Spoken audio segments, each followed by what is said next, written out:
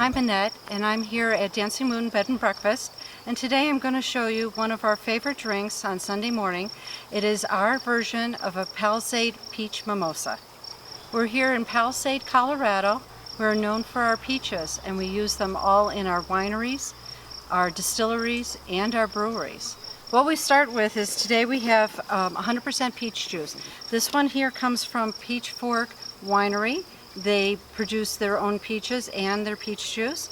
So we purchase this from that gentleman. And then we also go to Talbot's, which we use their Summer Sunset, which is a peach hard cider. We combine these two to make our mimosa. What I'm going to do is start with the peach juice, and we're just going to fill up our container a little over halfway. And this peach juice is made with 100% peaches grown here locally in our Palisade orchards.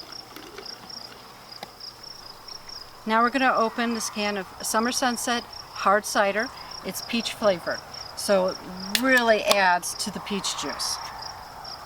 We'll just pour that in, give it a nice shot.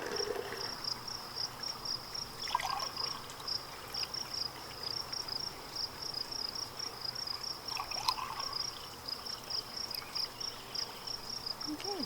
Here you have Palisade's very own peach mimosa. Cheers!